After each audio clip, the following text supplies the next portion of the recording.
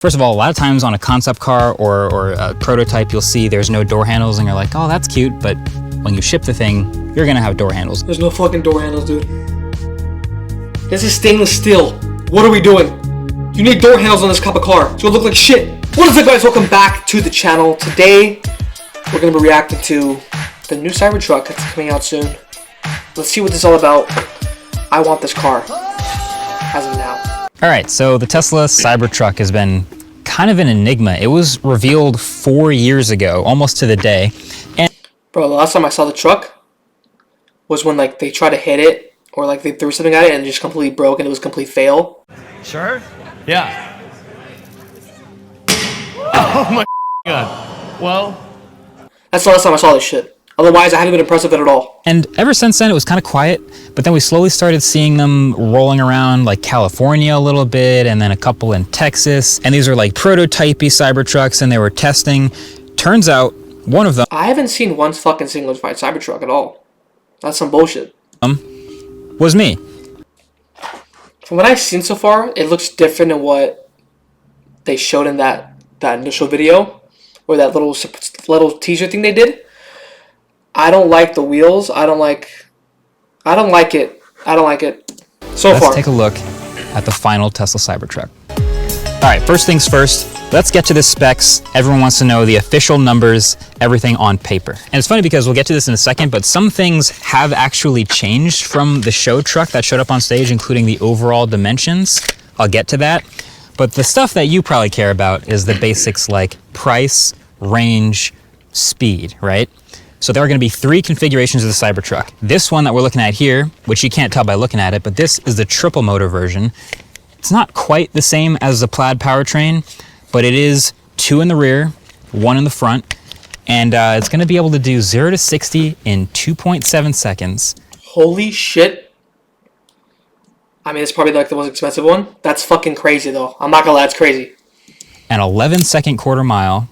It's got about 845 horsepower. It has torque vectoring at the rear, and it's absurd. They call it the Beast.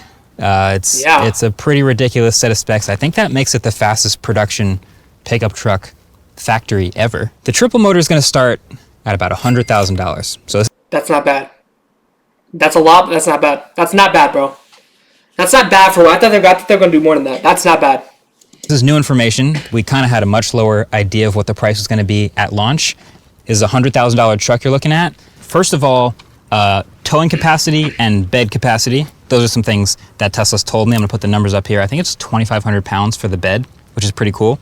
And we also measured the truck because officially it's about 5% smaller in every... Okay, but like... Listen.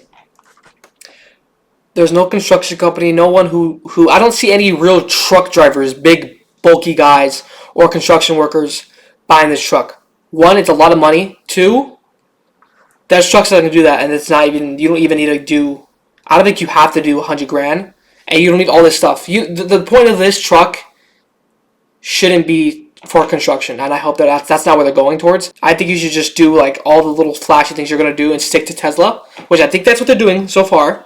But don't think that construction workers are going to be lining up for this car. Go, now, I'm calling my dad because he owns a truck and he's in construction. I'm going to ask him what his bed size is. And I think the car was about... I'm going to ask him the price of his truck. I think it was about $100,000 too. I don't think he's going to answer. Maybe he'd answer. Fucking answer. Dad, what's the max towing on your truck, dude? For like 4 or 5 tons away. Like how many... Like 11,000 pounds or higher? Oh yeah, higher. Okay, what's the bed capacity? The what? The bed capacity. How much pounds can like the back of the truck hold inside of it? It's like 2.5 tons. What is that? Like 2,500 pounds away. Okay, bet. How much was your truck? Mine is bigger because it's a... How much? How much though? How much was it? Oh, my truck was 86. So your truck was less, and it does more.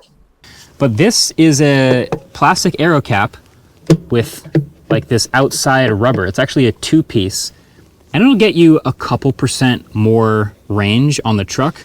But if you don't like the look of it, or if you're off-roading, pop that off, and that's how the truck's stock wheel will look.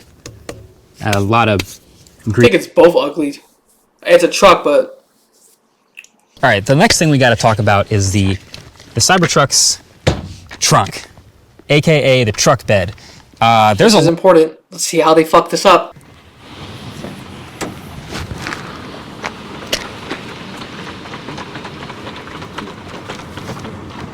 pretty smooth, That's cool. Why the fuck does it cover the window though? I gotta say. Now, once you're here, there's a bunch of stuff I gotta talk about with this trunk. First things first, you probably noticed it slid down and revealed a rear window, which means number one, yes, there's a rear window. It doesn't go up and down, but at least you have that glass there. And two, yes, that means that when you close the tonneau cover, you are completely blocking your rear visibility. I did a video about this on the autofocus channel. The bed was just like bare stainless steel. It looked kind of sick. It looked crazy. But you'll notice now it is fully lined. Tesla said they took it out and talked to some construction people about it and were like, all right, what do you think of this truck? What do you think of the bed? And they were like, this is awesome, but the first thing I would do is spray line this so I can not damage it.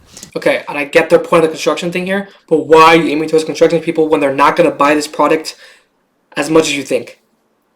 Those two trucks in the back are more useful than this thing. I mean, the stainless steel, they look good. I would have just went with that. All right, we got to talk about these doors because there's actually a lot to it. So first of all, a lot of times on a concept car or a prototype, you'll see there's no door handles and you're like, oh, that's cute. But when you ship the thing, you're going to have door handles. There's no fucking door handles, dude. This is stainless steel. What are we doing? You need door handles on this cup of car. It's going to look like shit. Eventually. No door handles on the Cybertruck and they're sticking to it. I have my concerns about this. Bro looks disappointed. And I guarantee he's going to say the same shit I'm saying. But bro looks disappointed. Look at the guy. So basically how this works is there's a little button right. Do you not see what's on the fucking door already? This looks horrible. Then you grab in here and open the whole door. And then you close it. That's cool. It works. Same thing actually back here. Smaller button. You press it. It opens it. But what I've noticed, and this is something you'd already be thinking of if you live in the Northeast or something, is if it's cold, or if it's raining, or if it's frozen, if there's like an inch of ice over here, is this gonna work? Tesla's I telling live in Southern California, so I didn't even think of that, but that's fucking facts. me, and this is a California company that tells me these things, but they're telling me up to an inch of ice, if you can break through that ice and press this button, it'll push with enough force to open it and break the ice off. I hope that's true. That's debatable. We'll see. That sounds like some bullshit. And you can see the fingerprints go so hard when you open it like that. And because there's no door handles, there's not really a good way of telling someone how to get in. So a lot of people are just gonna grab it right there and fingerprint. Look at, it's just tons of fingerprints on the side here. All right, so now let's get to the interior I like of the the interior so far. Cybertruck. And once again, there's a lot going on, but I think I like the interior so far. It looks nice. probably the first thing you notice is the only curve in the entire interior is this steering wheel. And yes, it's a wheel. It's not a yoke. I'm pretty sure when they first showed the car, one of the big things they showed was it had a yoke and it had this crazy like marble shelf at the front.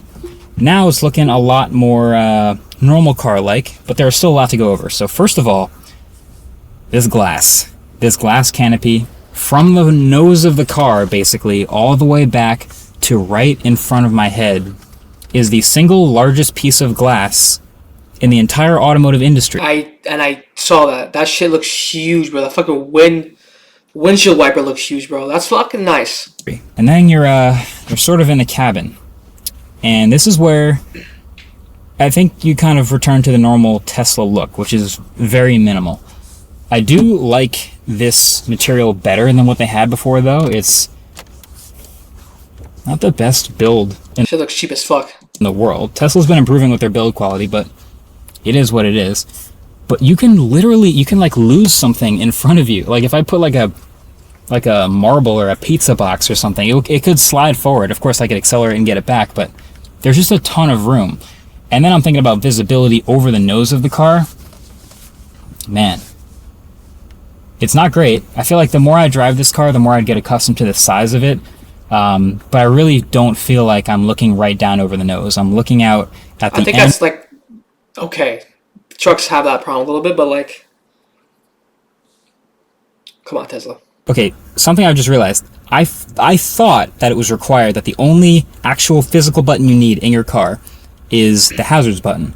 This truck does not have a hazards button. It has a touch. I'm gonna fucking freak out. What is that shit? Doesn't mean I have to reach up to do my parking, reverse, and drive and shit. Let me go in reverse. Oh, hold up. Click.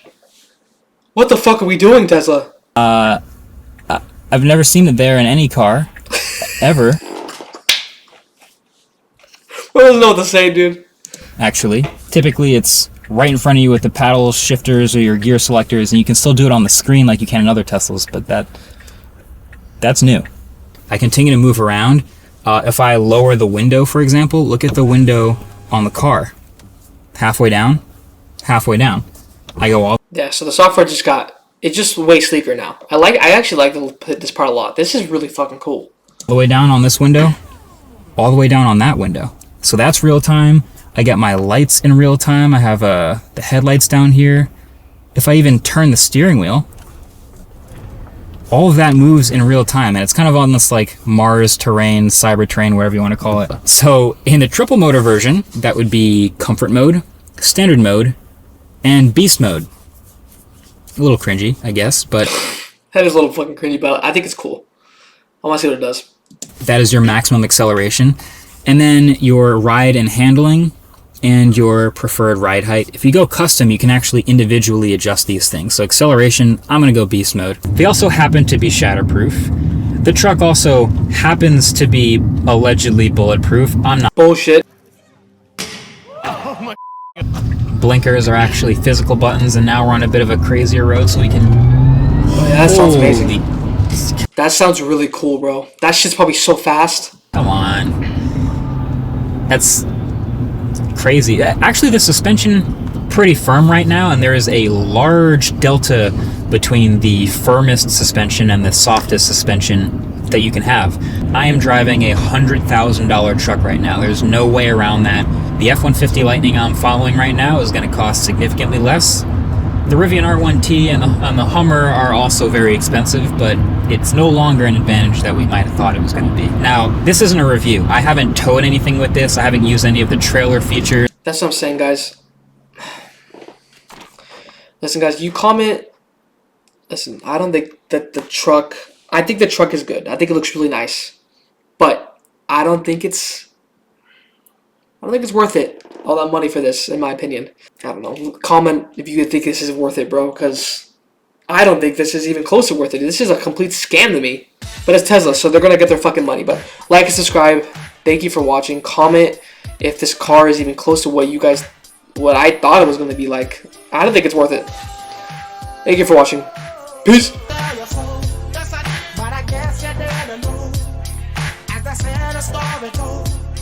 Baby, now I got the flow, 'cause I know it from the start. Baby, when you broke my heart.